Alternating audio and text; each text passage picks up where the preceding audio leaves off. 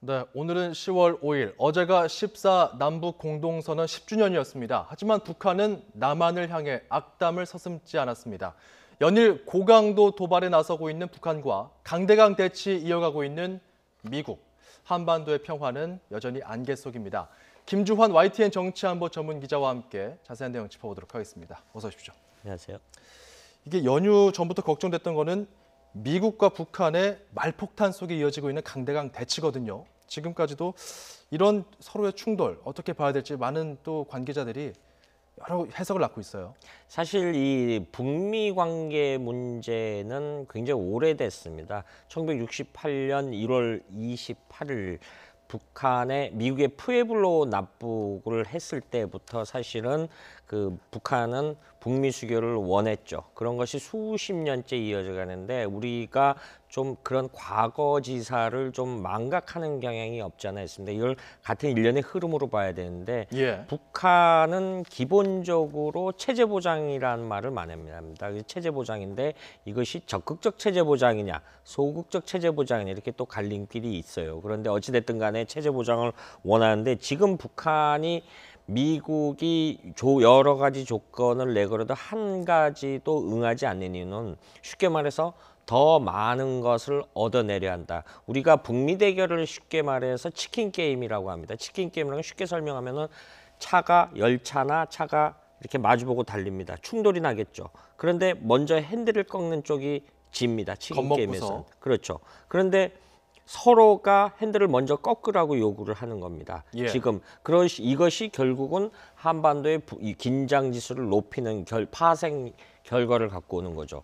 지금 쉽게 말해서 지금 이런 구치는 북한으로서는 더 많은 것을 더 확실한 것을 얻어내기 위해서 일종의 극한 대치로 가는 거고요. 미국 역시 세계 최고의 강대국이기 때문에 북한이라는 작은 나라와 동등한 개념으로 대립을 한다. 미국의 자존심이 허락치 않은 거죠. 여러 가지 여파가 발생할 수 있기 때문에 이런 부분이 계속 장기간 지금 잠깐 며칠 사이에 소강 상태가 보였다 그래서 이것이 북미 대결의 긴장 국면이 해소됐다라는 거는 아니고요. 잠시 봉합됐다 이런 표현이 옳을 것 같아요. 그 치킨 게임을 하면서 강대강 긴장감을 이어가다가 자칫 한쪽에서 조그마한 실수라도 나오면은 어떤 국지적인 충돌이나 이런 가능성도 있지 않습니까? 과거에 지금까지 인류 역사 특히 20세기, 19세기 1차 세계대전 비롯해서 지금까지 전쟁의 양상이 크고 작은 전쟁에서 지금 말씀하신 대로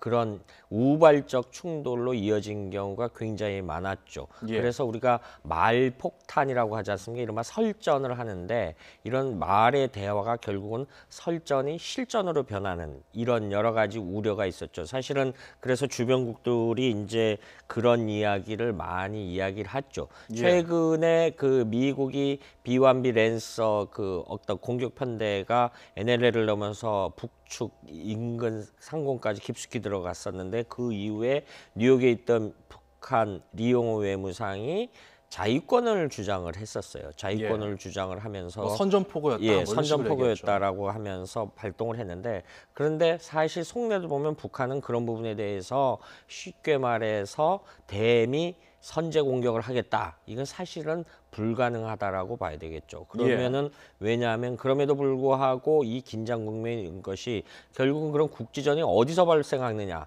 미국에서 발생하는 게 한반도 땅에서 발발한다는 데 우려가 있는 거죠. 그래서 문재인 대통령께서 거듭 강조하는 제2의 6.25 전쟁 같은 건 결코 안 된다라는 그런 주장을 일관되게 하는 거고요. 그런데 최근에 북한이 그렇게 말폭탄을 하면서도 북한 역시 굉장히 두렵고 초조하다라는 증거가 속속 나오고 있죠. 뭐냐면은 최근에 국가정보원이 국회에 보고한 거에 보면은 이 휴전선 일대 북한군의 동향 여러 가지 정보 자산을 통해서 이 감청을 해본 결과 우리 쉽게 말해서 군에 갔다 오는 사람들은 선조치 후 보고를 하라라고 했는데 먼저 대응하고 그 다음에 보고해라. 그런데 최근에 북한군의 동향은 선보고하라. 먼저 보고를 하라. 그런 것이 지금 말씀하신 대로 우발적 충돌을 방지하고 그리고 네. 북한 스스로도 이런 부분에 대해서 굉장히 걱정을 하고 있는 이런 정황적 바탕이 바로 최근에 이 보이지 않는 데서 일어나는 양상이다 이렇게 설명을 드릴 수 있는 거죠. 우발적 충돌 말고요. 전격적인 충돌은 없겠습니까? 그러니까 트럼프 미국 대통령이 유엔 총회 기조연설에서 북한의 완전 파괴라는 말까지 했는데 당시에 이제 사상 최고의 초강경 대응 조치를 공언하면서 북한 측에서는 굉장히 격앙된 반응, 태평양상에서 수소폭탄 실험이 나타나지 않겠느냐, 이런 언급까지 했거든요. 지금 그런 두 가지 전제하에서의 어떤 큰 우려, 사실 그런 일이 벌어나면은 절대 안 되는 거죠. 그런데 미국의 양상, 최근에 우리 여야 의원들이 미국을 방문해서 미국 관계자들을 만났었는데 큰 두 가지 흐름을 인지하고 왔다 그래요. 첫 네. 번째는 지금 말씀하신 태평양 상공에서의 수소폭탄 실험. 그러면은 EMP탄이나 이런 경향이 발생할 수 있겠죠. 그러면은 전자기폭탄 이런 것들. 그 태평양상에는 수많은 여객기들이 날아다닙니다. 해발 한 고도 한 10 높은 상공에서. 5km 내지 한 10km 예. 아니 혹은 2km 상공 이렇게 여객기들이 날아다니는데 그래서 만약에 그 중에 여객기에 여파가 해서 추락을 했다. 이거는 미국이 생각하는 바로 전쟁 양상이 돌입하는 거죠. 그리고 또 하나의 양상은 북한이 괴해서 괌 주변 포위 공격을 하겠다라고 엄포를 놓고 있지 않습니까? 예. 그런데 최근에 제가 말씀드린 여야 의원들이 만났던 미국 관계자들이 북한의 사거리 시험 발사에는 관심이 없다. 그렇지만 괌 주변이나 알래스카 상공에 이런 어떤 북한의 미사일 발사체가 낙하했을 때는 이거는 그 미국 관계자의 표현을 그대로 하면 게임 온이다. 전쟁으로 간주를 하겠다. 이렇게 이야기를 했는데 그런데 2차 대전 이후에 미국의 대응 응대 그 방침을 보면요. 미국의 절대 이익이 핵심 이익이 훼손됐다라고 했을 때는 가차없이 행동에 돌입하는 그런 경향을 보이고 있어요. 그건 미국의 공화당 정부나 민주당 정부나 어느 할 것 없이 그런 경향을 보이고 있었습니다. 예. 마찬가지로 북한이 이런 부분에 대해서 미국이 잠재적으로 생각하는 이른바 레드라인 넘었을 때는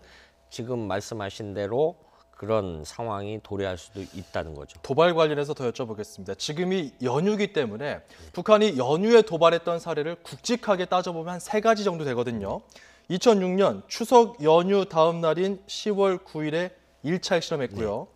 지난해 설 연휴 첫날인 2월 7일에 장거리 로켓을 발사했고 또 추석 연휴 닷새 앞둔 지난해 9월 9일에 5차 핵실험을 단행했거든요. 네. 지금 연휴입니다. 추석 연휴 중인데 혹시 이 기간에 또 도발할 가능성 어떻게 점치십니까? 절대 그 가능성은 반반이다 이렇게 볼 수 있겠죠. 왜냐하면 북한의 입장으로서는 어떤 정치적으로 상징적인 날 도발을 함으로써 어떤 체제 결속의 효과를 놓을 수 있고 또 김정은 체제 들어와서 최근에 미사일이나 6차 핵실험까지 단행 상황에서 최종 요구하는 것은 ICBM의 그 핵탄두를 장착하는 최종 그 실험이 여러 가지 기술적 난제들을 극복해야 되는데 이런 거를 실전 테스트하기 위한 그러니까 어떤 정치적 목적도 있고 기술적 발전을 위한 목적도 있고 그런데 어떤 추석이라든가 봄에 4월 그 김일성 생일이라든가 태양절 이런 즈음에 많이 도발을 했죠. 지금 말씀하신 대로 당장 그 8일이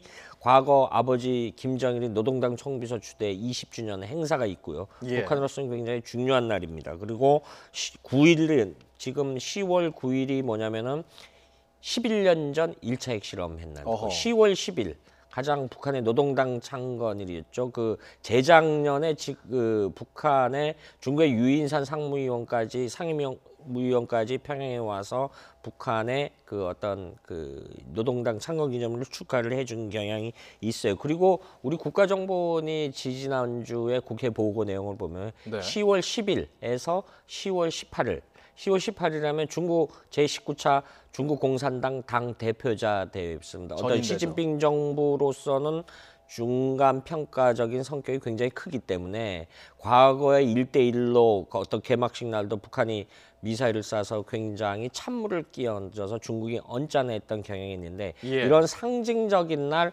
어떤 도발을 함으로써 북한으로서는 국제사회의 관심을 굉장히 많이 받을 수 있고 여러 가지 주목되는 효과가 있고 그래서 북한이 역설적으로 그런 그 일종의 노이즈 마케팅 효과를 통해서 자신들의 존재감을 과시하는 이런 경향성이 있기 때문에 예. 이번 역시 아직 연휴가 많이 남았기 때문에 그 도발 가능성이 전무한 건 아니다 이렇게 평가를 할 수 있는 거죠. 상존하고 있다. 네. 자, 그렇게 좀 강대강 대치 속에 좀 돌파구는 없을까 이런 여러 가지 해법을 좀 모색하는 움직임들이 있는데 틸러슨 미 국무장관이 북한과의 대화 채널을 뭐 가동하고 시도하고 있다 이런 언급을 먼저 했었어요. 네. 어느 정도 좀 대화의 시도가 없진 않는 거죠. 사실 이런 부분에 대해서 지금 틸러슨 장관이 그 발언을 했을 때 트럼프 대통령이 시간 낭비다 그래서 트위터에다 SNS 글을 올리는 바람에 반박을 그 어떤 외무장관을 국무장관을 불신하는 거 아니냐 이런 분석도 있었고 앞서 저희 리포트에도 그런 비슷한 경향의 보도도 있었습니다만은 사실은 어떤 이런 외교적 노력이 있는 것만은 사실인 것 같아요. 꼭 미국뿐만 아니라 왜냐하면은 노르웨이 오슬로에서 1.5 트랙이라 그래서 반민 방관회담 북한의 어떤 대표적인 인사가 최선희 북미 국장이라는 여성인데 영어를 굉장히 잘하고 대외적으로 알려진 인물이죠. 있고 그 다음에 지금 나오고 있는 저 인물이죠. 예, 19일 날부터 참고로 이야기를 하면은 우리의 탈북했던 태영호 공사하고 그 평양 외국어학원 동기 동창으로 이렇게 전해지는 인물이죠. 그렇군요. 그런데 영어를 굉장히 잘하는 인물이고 오늘 19일부터 모스크바에서 핵 비확산 관련 국제회의가 있는데 그 최선희하고 북한 외무성 관계자들이 참석을 하고 미국에서는 그 웬디 셔먼 전 차관이라든가 전직 어떤 북핵 문제를 관여했던 전직 관리들이 그 세미나에 참석을 한다라고 합니다. 이 외교적 노력이 어떤 러시아가 주선을 했고요. 예. 중국 역시 이런 움직임을 반발을 했을 때 어떤 본격적인 대화를 위한 탐색전 그러니까 속내가 뭐냐 언론을 통해서 보는 거 말고 실제 그 미국이나 갖고 있는 의중이 뭐냐 북한으로서 미국 인사들은 북한으로서 김정은 체제에 들어와서 당신네들이 갖고 있는 속내가 진정한 속내가 뭐냐라는 것을 서로 탐색해 볼 수 있는 좋은 기회가 있기 때문에 예. 어떤 강대강 대치가 바로 어떤 정면 충돌로 이어지지는 않을 것 같고요. 왜냐하면은 지금 말씀드렸다시피 북한이 이런 일련의 행동이 사실 벼랑 끝 전략의 하나인데 예. 사실 이 벼랑 끝 전략이 벼랑에서 떨어지면은 그 모든 게 무용지물이 되겠죠. 북한은 벼랑 끝 전략을 쓰면서 본인들은 항상 벼랑에서 떨어지지 않으려고 하는 경향을 보였기 때문에 예. 이런 어떤 외교적 노력도 그런 어떤 다시 대화 국면으로 기조를 바꾸는 그런 일환이다 이렇게 볼 수 있는 거죠. 그러면은 그 미국에서 그 틸러슨 장관과 트럼프의 이런 설전 아닌 설전, 네. 그 입장의 어떤 차이 이걸 두고 대북 정책에 대한 엇박자다 이런 평가도 있었고요. 아니다 미국식 성동격서 아니냐 이런 관측도 있던데 어떻게 보십니까? 사실 제3의 의견을 볼 수가 있는 거죠. 그 어떤 대외 정책이라는 것이 언론의 보도처럼 이렇게 하루 일희일비를 보는 게 아니라 큰 흐름에 봐야 되고 있는데 이 트럼프 대통령 입장에서는 어떤 정치 지도의 성향도 발생할 수 있는 거 여러 가지 조건을 내놨으니까 예. 우리가 내놓은 카드 중에 북한으로 하여금 하나를 집어들어라라고 하는데 북한은 그 여러 가지 미국이 내놓은 카드 중에 한 장도 집어들지 않는 상황이죠. 이런 부분에 때문에서 그 어떤 틸러슨 장관은 다시 한번 재고를 한 것인데 그거에 대해서 시간 낭비다 이런 평가가 있었지만 그것이 어떤 국무장관의 불신으로는 이어지지 않는 것이다. 그런데 다만 이 미국의 입장에서 어떤 외교적 노력이 무한정 가는 것이 아니다. 그래서 일각에서는 내년 2, 3월 고비설이 나오는 평가도 있거든요. 전문가 예. 그룹에서 나오는 거지만은 6개월거나 남은 기간 굉장한 외교적 노력을 해봐도 안 되면은 어떤 그 트럼프 대통령이 늘 강조했던 모든 옵션이 테이블 위에 올라 있다. 네. 그중에 어떤 여러 가지 군사적 옵션도 가능하다라고 그 전망할 수 있겠죠. 최근에 어떤 미국이 어떤 NLL을 넘어서 그 전략 폭격기 편대를 전개시킨 것도 일종의 군사적 옵션 중에 하나라고 보면 될 겁니다. 예. 자, 뭐 내년 2월, 3월이 고비가 될 것이라는 어떤 전문가들의 어떤 조심스러운 관측까지 언급해 주셨는데 그러다 보니까 아무래도 외교적 해법이 상당히 중요할 것 같습니다. 중국 같은 경우는 일관되게 쌍중단 언급하고 있거든요. 북한도 좀 그만두고 미국도 뭐 군사 관련해서 좀 멈추자 이런 요구들을 하면서 중국도 나름대로 지금 대북 제재에 동참하고 있습니다. 이런 역학관계를 둘러봤을 때 향후 어떤 외교적 지렛대가 나올 수 있을까요? 사실 쌍중단 부분이 있어서는 북한의 도발을 자제하고 우리는 한미 군사훈련을 중단하라는데 그건 제3자 시각에서 볼 때 등가의 원칙으로 보는 거죠. 남북관계를. 근데 사실 한반도의 긴장 원인은 우리 입장에서 볼 때는 항상 원인 제공은 북한이 해왔습니다. 그렇죠. 이런 부분에 그렇다라고 하면은 이 즈음에서 볼 때는 북한의 태도가 가장 중요하다라고 봅니다. 도발을 내년 2, 3월까지는 사실은 과거에 보면 대화 기조였어요. 아버지 김정일 때 이 시기 보면은 그 봄에 한미 군사 훈련을 하지 않습니까? 방어적 훈련을 하는데 이때가 굉장히 대화 기조였는데 이 기간까지 북한이 어떤 도발을 자제하거나 핵무기 실험이라든가 미사일 시험 발사를 자제를 한다는 어떤 기조의 단초는 마련됐다. 그리고 네. 최근에 굉장히 좋은 북한으로서는 대미 사인을 보내기에 메시지를 보는 게 좋은 상황이 벌어졌지 않습니까? 이 라스베이거스 좋다라는 것은 좀 정정할 필요가 있는데요.